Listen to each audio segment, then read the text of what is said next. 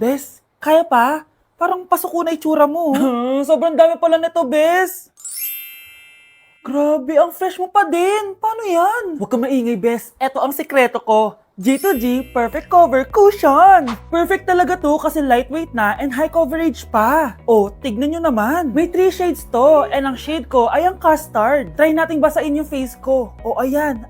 Ayan. O diba, ang hirap tanggalin. Love na love ko talaga to kasi waterproof, long-lasting, and transfer-proof. Plus, skincare infused din to kaya hulas-proof talaga. For only 345 pesos lang to. Wow, ang affordable naman yan, Bes. Bibili ako niyan. O eto, Bes, sa'yo na to para fresh tayo bukas sa exam. Salamat, Bes. The best ka talaga.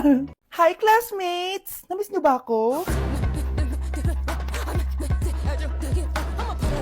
Oh, anong meron? Mag-review ka na rin, be. May long quiz daw. Excuse me? Hindi ko kailangan mag-review. Stock knowledge lang. Wow, stock knowledge. Spell mo nga. Watch and learn. Okay, class! Ready na ba kayo sa long quiz? Sana madali lang. Bago tayo magsimula sa exam, isa lang ang rule ko. Bawal mangopya. Are we clear? Opo, yes, ma'am. Po. Okay. Okay, let's start. Get 1 whole sheet of paper. Ma'am, 1 whole po ba? Minus 10 ka na agad. Okay, class. Time's up. Pass your papers. Sana pumasa ako. Nakakalito yung bandang huli. Ano kaya magiging score ko nito? Eh, ikaw, Scarlett. Ako? Feel ko nga bagsak ako eh. Okay, class. Mag-a-announce na ako ng scores, okay? Hello, yun na. Cheska, 12/20. Munti ka lang bumagsak. Miguel, 14/20. Pwede na.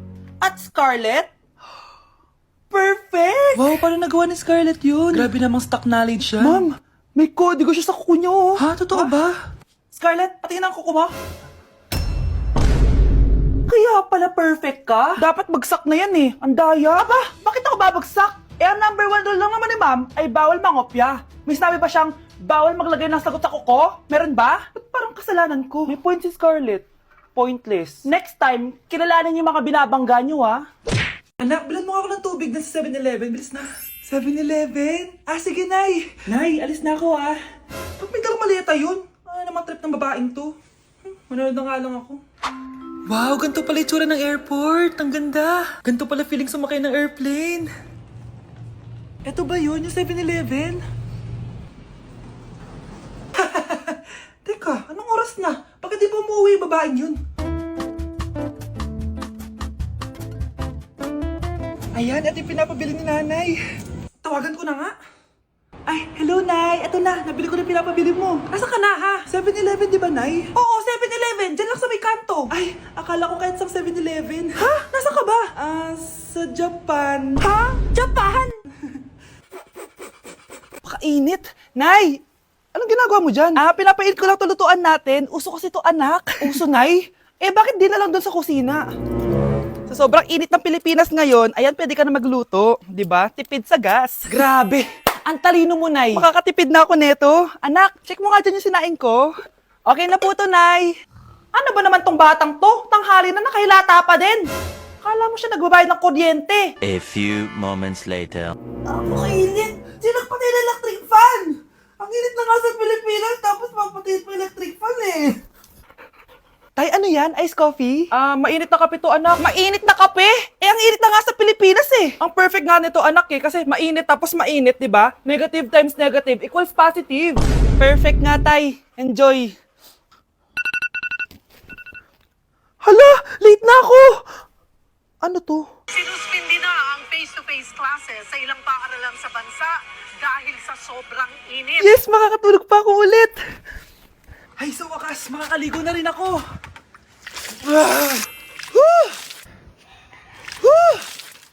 Hi, Cheska.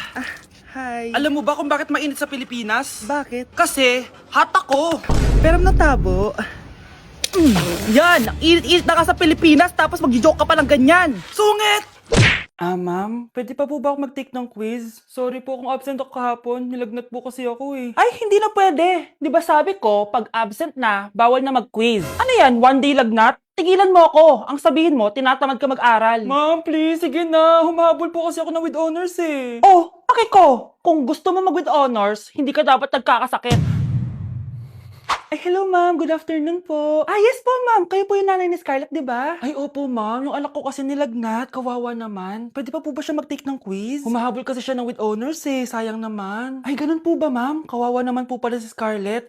Di bali ma'am, bibigyan ko na lang po siya ng quiz. Nak, sa susunod kasi magsabi ka sa akin ha. Hindi po kasi siya nagsasabi sa akin eh. Nagka-amnesia siguro to. Naku, salamat sa konsiderasyon ma'am ha. Sobrang bait niyo po. Ay, opo ma'am. Mabait po talaga ako. Di ba nak? Ah, opo nay. Mabait po siya. Nay, sorry. Napagastos ka pa tuloy sa pagpapa-hospital sa akin. Ano ka ba anak? Nawala na nga sa akin yung kuya mo, di ba? Ayoko namang mawala ka din sa akin. Hello po, good morning. Ah, Dok, ano po balita? Makakalabas na po ba si Scarlett bukas? Ma'am, may good news po ako. Pwede na po lumabas si Scarlett bukas. Salamat sa Diyos! Hindi na ako magiging pabayang ina. Ayoko na maulit yung nangyari sa kuya mo. Nay, ano pala nangyari kay kuya? Hindi mo pa nakakwento sa akin yun. Ha? Bata pa yung kuya mo anak nung nawala ko siya sa palengke. Mare, magkano tong sitaw? 50 na lang sa'yo, Mare. Ang mahal naman, Mare. Pwedeng 20 na lang to. Mga laruan ba yun? Ang ganda nun na. O siya, sige na, kumare naman kita eh. Ayun yung gusto ko sa'yo eh. Tara na, anak. Anak, anong lugar na to? Nasaan yung batang yun? Nasaan na si nanay? Nay! Anak! Ate, may nakita po kayong bata dito? Ay, wala po akong nakita eh. Nasaan na ba yun? Anak! Simula noon, hindi ko na nakita yung kuya mo, Scarlett. Hanggang sa may pumuntang pulis sa bahay natin. Ang sabi nila, patay na daw siya. Grabe naman yung nangyari kay Kuya Nay. Ang lungkot naman po pala nung nangyari sa kuya ni Scarlett. Sige na po, ma'am. Kailangan ko pa pong bisitahin yung mga ibang pasyente. Sige po, Dok. Salamat po.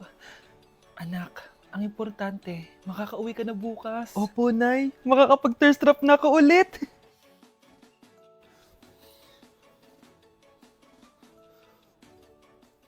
Anak, tara na, uwi na tayo. Anay, may pinapabigay pala si Doc sa'yo. Oh, ano naman kaya to?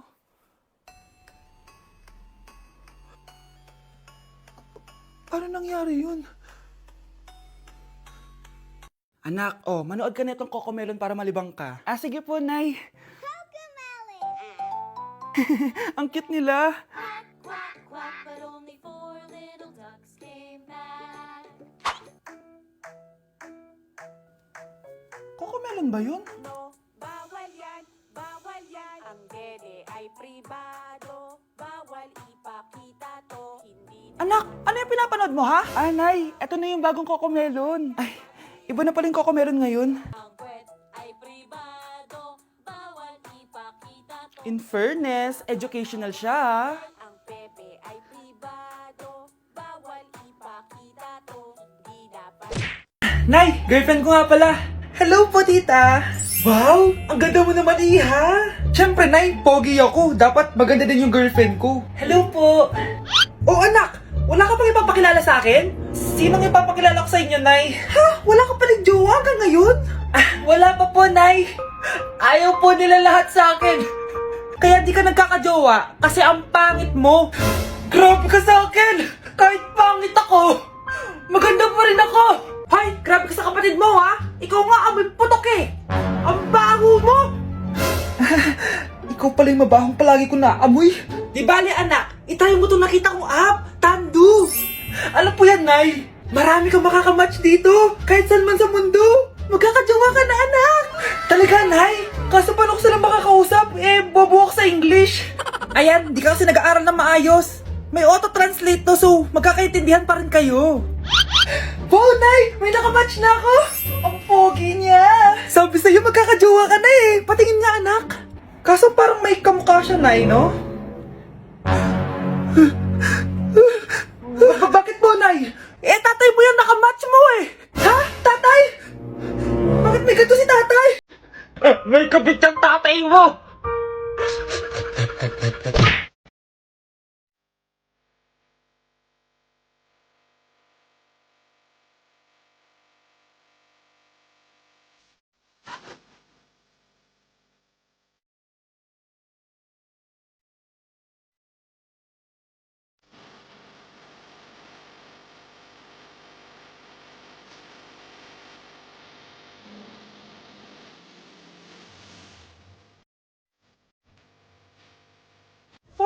Last question?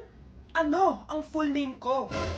Wala naman yun sa lesson ah. Siyempre, dapat alam niyo yung pangalan ko. Dami namang alam nito. Di ko maalala full name niya. Perfect na sana ako eh.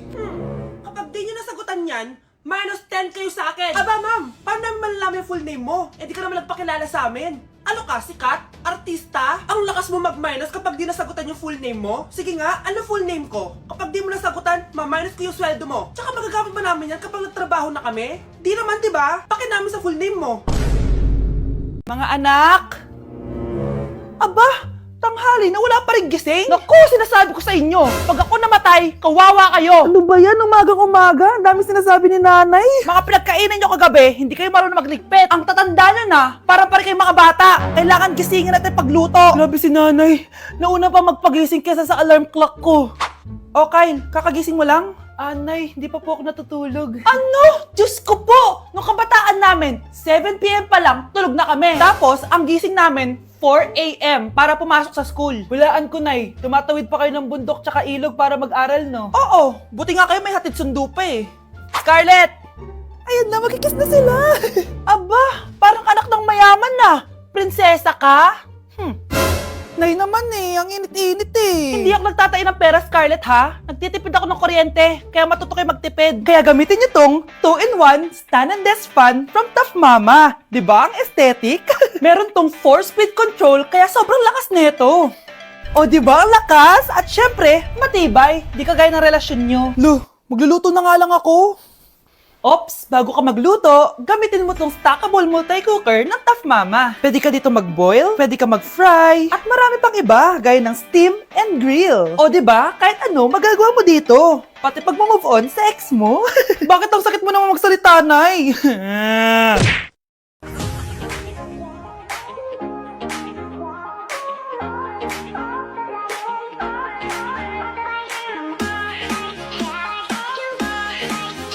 Good morning, class! Na-like ng kifi ko! Na-like ng deck ko. Aba! Grabe na tong mga to! Ganyan na ba yung mga natututunan nyo ngayon? Sabi ko na nga ba eh, walang magandang dulot yung TikTok na yan. Uso kasi to, ma'am. May bago na nga eh. Hay naku, Samantha, tigilan mo ako. Ano namang bago yan? Eto po, ma'am, tuturuan ko kayo. Anong pinang-like mo, Samantha? Yung esophagus ko po, ma'am. Esophagus? Grabe yung talent nyo, ha? Ikaw naman, ma'am. Try mo din. Sige. Ma'am, mali po kayo.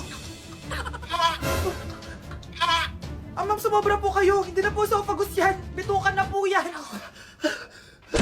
Okay, class. Palakpakan natin si Samantha dahil siya ang top 1 sa klase. Thank you, guys. Mag-aral din kasi kayo na maayos.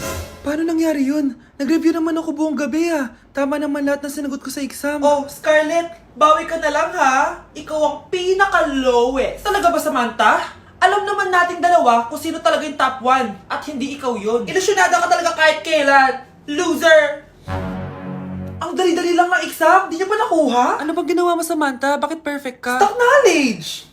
Wala ba kayo nun? Kailangan kong malaman kung anong ginawa mo, Samantha. Magre-rewind ako. Manda ka sa akin. Nakapag-rewind ako!